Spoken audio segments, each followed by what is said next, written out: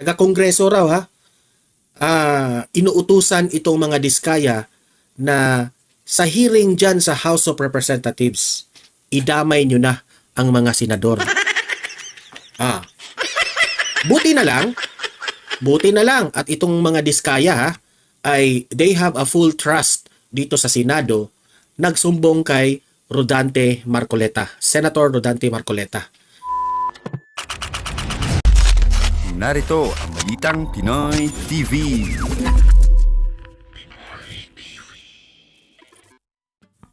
Okay, at heto, panibagong reaction video na naman ang ating ipapakita ngayon, no? Pero ang una nating pag-uusapan, ang una nating i-reaction pala ay itong abogado ng mag-asawang Diskaya, okay? Nagsumbong kay Senator Marcoleta. Nagsumbong. Nakakatawa nga ito. Kasi alam nyo ba kung bakit? May nag-text sa mga Diskaya na gusto nilang isangkot, no? May nag-text, taga-Kongreso raw ha. Inuutusan itong mga Diskaya na sa hearing dyan sa House of Representatives, idamay nyo na ang mga senador. Buti na lang at itong mga Diskaya ha, ay they have a full trust dito sa Senado, nagsumbong kay Rodante Marcoleta, Senator Rodante Marcoleta.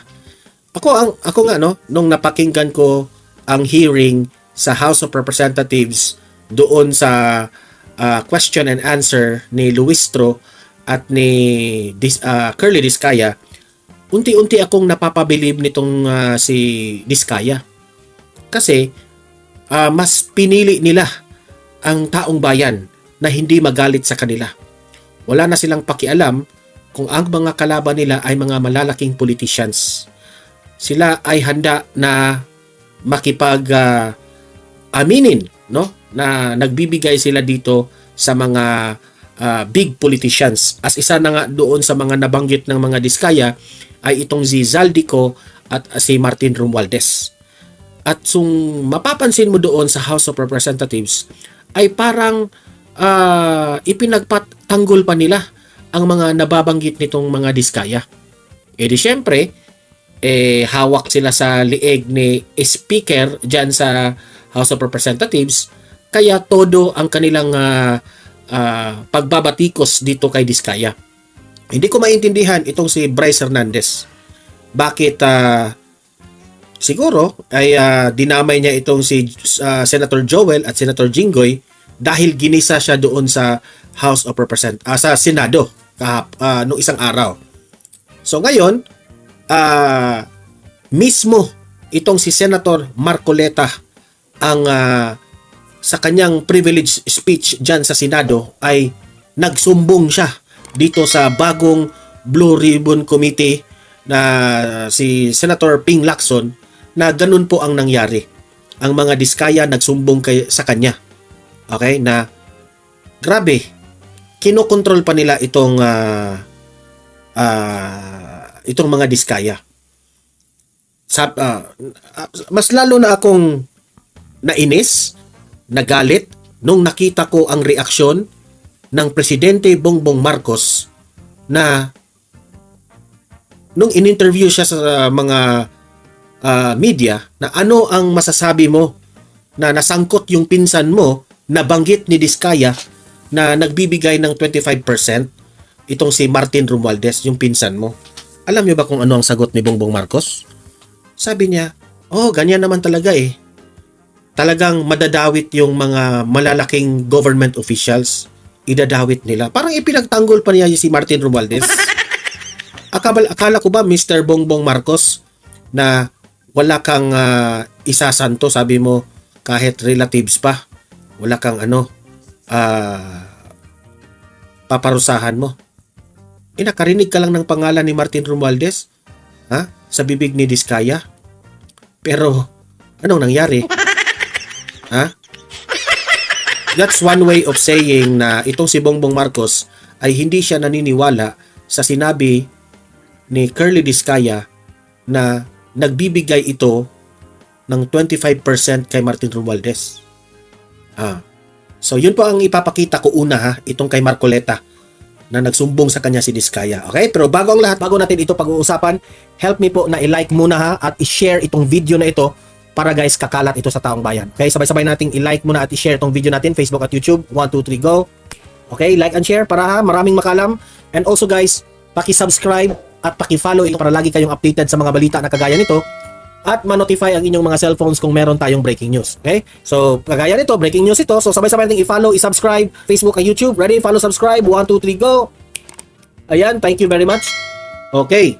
So, i-play muna natin itong kay Senator Marcoleta. Ito, Senator Marcoleta, pasok. At meron pong nag-text sa akin sa magitan ng emissary ng abogado ng Diskaya, Mr. President. Meron po palang isang congressman, kanina pong nag-hearing sila, nakausap yung abogado ng Diskaya. Kailangan, meron kayong matukoy na senador sapagkat makokontempt kayo. Nasa akin po yung text message, Mr. President. Sa mga tweet, gusto lang nilang magpangalan. Grabe, di ba? Yun ang highlights ha, pero ibabalik yun. Okay, ito. Maraming salamat po, Mr. President. Mr. President, kanina pong mag-umpisang mag-present ang ating Senate President Pro Tempore, ay laking pasalamat ko sapagkat nakita ko yung resulta ng kanyang personal na pag-iimbestiga. Doon po sa kauna-unahang slide, Mr. President, nakita ko po yung isang text message na galing po yata kay Yusek Catalina Cabral. Hindi ko po masyadong maintindihan. Pwede po bang pakikwento po ninyo, Mr. President, ano po ba yung pinanggalingan noon? Ang pinanggalingan po, nag-congratulate siya sa ating nakaupong Senate President. But this message was sent through the staff of our Senate President, Mr. President. Ang sinasabi doon, congratulations po, no? That was after July 1. After July proclamation or after oath taking, Mr. President. After the oath taking, if I distinctly remember. So dahil siguradong panalo na po tayo, kayo rin po, dahil nag-oath taking na tayo, nag-message si kagad yung Undersecretary Cabral sa kanyang staff at sinasabi, congratulations, baka mo merong ako may... Andyan po sa text message, sa Viber message, na sinasabi para ma-align do sa mga priorities at para maiwasan yung redundancy, siya nang gagawa ng paraan. Ang sabay ang sinabi na para maihabol o maisama na sa NEP. So nag-iimbita siya na mag-submit kayo, parang sinasabi 500 million pesos yata, ibig sabihin ng 500 yan eh. Kasi hindi naman malinaw, pero ang sinabi, po kayo 500 for now. For now.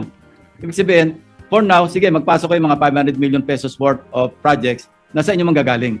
So ito po yung sinasabi natin na isang kamalian ng budgeting or budget process. Dahil ang trabaho, mandato ng Kongreso, both houses, legislation. Yung pong NEP, nasa budget preparation phase na kung saan exclusive domain ng executive branch. Pero bakit po, dahil ganyan ang nangyayari, mismo sa DPWs na nanggagaling na magpasok na kayo rito. Hindi ho ba pakikialam yun sa mandate o sa exclusive authority ng executive branch? Salamat po. Grabe, di ba? Then, one way of corruption pa rin yan, mga ganyan eh. Mga ipinapasok na, tingnan nyo, mag-chat lang sa Viber. Sa sagot na yon, Mr. President, ako po yung naniniwala na talagang wala namang initiative na nanggaling sa inyo at siya'y kusa niyang inialok po yung inaakala niya sigurong makakatulong o makakapagbigay ng kasiyahan sa inyo. Yun po yung akala niya. Opo. At agad pong tinanggihan ng ating Senate President. Alam ko Sinabi po. niya agad sa staff niya, wag, ayoko ba't ako maglalagay dyan? Di ba? Buti na lang na hindi mga corrupt itong mga senador natin. Kasi po kaya ako naitanong to, Mr. President, kahapon po,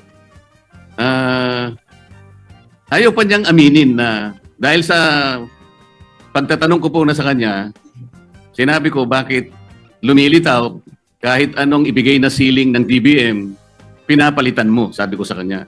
Ayaw po niyang aminin yon, wala raw po siyang kinalaman kung ang pag-uusapan ay yung paglilista. Wala raw siyang kinalaman. Ngayon po malinaw na nagsisinungaling talaga siya sapagkat naipakita ko po kahapon, Mr. President, lalong-lalo na po sa flood control projects, yun pong mga insertions, aminin man niya't hindi, ngayon po inapatunayan na natin, ay talagang siya po talaga yung gumagawa dahil siya po yung Undersecretary ng Planning Services. Grabe, no? Ayan, booking siya dito. At lalong-lalo na po doon sa tinatawag na FAPs. Ito po yung Foreign Assisted Projects. Yun po malinaw na malinaw. Ipinakita ko po, Mr. President, yung sulat ng DBM noong July 2023 na kung saan sinabi mismo sa kanya, please adhere strictly dun sa mga ceilings na binibigay namin sa inyo. Dahil napansin po ng DBM, magmula po ng 2022, 2023, pinapalitan po niya hanggang sa 2024. Ayaw po niyang aminin na siya po ang may kinalaman nun. Ngayon ko lang napatunayan, salamat Senate President Pro Tempore na ngayon ay malinaw na malinaw, hindi na niya pwedeng sabihin at hindi na siya pwedeng magsinungaling na wala siyang kinalaman dito. Ang totoo pa po nito, Mr. President, ang dami pong gustong tumestigo na meron po siyang 10 paboritong contractors na siguro sa mga susunod na panahon, kung sino man po yung hahawak ng Blue Ribbon Committee, isa po sigurong mabuting direksyon na ituntunin ito. At marami rin pong palagian na pumupunta sa kanyang opisina na mga politiko. Gusto ko pong pasalamatan ng ating Senate President Pro Tempore sapagkat mukhang yun pong mga kawani o mga opisyalis ng DPWH na matutuntun na natin at alam ko po na talagang tatagos ito hanggang sa former Secretary ng Department of Public Works. Kasi kahapon po, gusto niya nang sabihin na lahat ng daw po ng nangyayari sa kanyang opisina ay meron namang basbas ng Secretary ng Department of Public Works. Ngunit ang gusto ko pong tuntunin, Mr. President, kung nakita na po natin unti-unti at saan papunta at sinong may kasalanan sa Department of Public Works at nailitaw na rin po sa pagsusuri at sa personal na pag-imbestiga ng ating colleague, ang mga contractors na talagang, kung pagsasamahin po natin mga contractors na ito at saka yung mga opisyalis na nabubunyag ngayon, siguro po yung salitang walang o halang ang kaluluwa ay is an understatement. Ang gusto ko pong malaman ngayon, bakit po kaya sila ganun kalakas ang loob? Bakit parang hindi na po milyon eh? Bilyon-bilyon na po ang naipatatalo at hindi naman po nila pera yon, pera po ng taong bayan. Mr. President, ganun po ba kaya kalakas ang loob nila na sila-sila lang, mga contractors at saka yung mga opisyalis na yon? Wala po kayang mga politiko sa loob, sa likod nila? Sana po matukoy yung tunay na mga proponents. Kasi ang gustong mangyari ni Senator Marcoleta dito ay matuklasan na natin, mapangalanan na natin ang mga kongresista na involved dito sa mga flood control projects. Sobrang dami yan. Pero ang mga diskaya pa lang ang nagbanggit ngayon. Zaldico, Martin Romualdez, yung si Arjo, at mayroon pa siyang nabanggit doon, di ba? Parehos lang to sa sinabi ni Senator Joel Villanueva. Yung mga buwaya dyan, mga leader dyan sa House of Representatives, yun. Sinabi pa nga yan ni Mayor Basti Duterte, nasa harap ninyo ang kawatan. Huwag na kayong lumihis pa kasi nasa harapan ninyo ang kawatan. Sa bagay, baka hindi nila nakita ang kawatan, hindi nila nakita yung magnanakaw, kasi sila rin mga magnanakaw. Ganun ba? Nagtatanong lang tayo, ha? Para po yung walang kasalanan ay hindi po nadadamay. Mahirap po na magbanggit sila ng pangalan. Dahil ito pong nagbabanggit ng pangalan ngayon ay galing lang sa amin kahapon at napatunayan ngayon na bilyon-bilyon ang ginagasta at magdadamay siya. At meron pong nag-text sa akin sa magitan ng emissary ng abogado ng Diskaya, Mr. President. Abogado ng Diskaya. Si Curly Diskaya at itong si Sara Diskaya. Ang abogado nila nag-text, humingi ng tulong kay Senator Rodante Marcoleta. Meron po palang isang congressman. Kanina pong nag-hearing sila. Naku po, ano yan? Nakausap yung abogado ng Diskaya. Kailangan, meron kayong matukoy na senador sapagkat makokontempt kayo. Imagine that one. Kailangan merong mabanggit na senador o idadawit na senador. Kasi kung walang senador kayong mabanggit, makontempt sila dyan sa House of Representatives. Di ba? Kung hindi ma-follow ang script nila dyan sa House, kawawa itong mga resource person nila. Sabi ko na nga ba, yan rin ang ginawa nila. Ni Garma, sa tingin ko ha, may opinion si Garma, yung si Grijaldo ba yung yung na-contempt na sobrang mataas, pati nandun siya sa loob ng kulungan ng contempt nila doon sa panahon ng Pasko. 'Di ba? Sino pa? Ang dami. Si Atty. Harry Roque, si VP Sara, lahat ng hearing diyan sa Tuwadcom, Tricom, hindi na pinagkakatiwalaan ng taong bayan kasi mahina yung director nila gumawa ng script. 'Di ba? So ngayon naman, ang director diyan sa House, kung sino mang director sa script nila diyan, gustong merong isangkot na senador. Kaya pala itong si Bryce Hernandez, tinira na itong si Jinggoy at si Joel de Villanueva. Kaya ba? Nagtatanong tayo ha? Grabe. Nasa akin po yung text message, Mr. President. Sa mga tweet, gusto lang nilang magpangalan. Hindi po mabuti yun. Kailangan po, sa tulong na rin po ni Senator Lacson, total naumpisan na yung mga contractors, naumpisan na itong mga kawani at opisyalis ng TPWH na talagang kandidato na po talaga sa impyerno. Matukoy po talaga kung sino-sino po yung palaging kausap ni Yusek Cabral na sila po yung sindikato dito. Para po yung walang kasalanan ay huwag pong madamay. Maraming salamat po, Mr. President. Salamat po, Your Honor. Ito na nga mga kabalita. Ano na ang masasabi nyo patungkol sa balitang ito? Please comment down below mga kabalita. Pag-usapan natin yan sa comment section. At kung di ka pa nakasubscribe sa ating channel, baka naman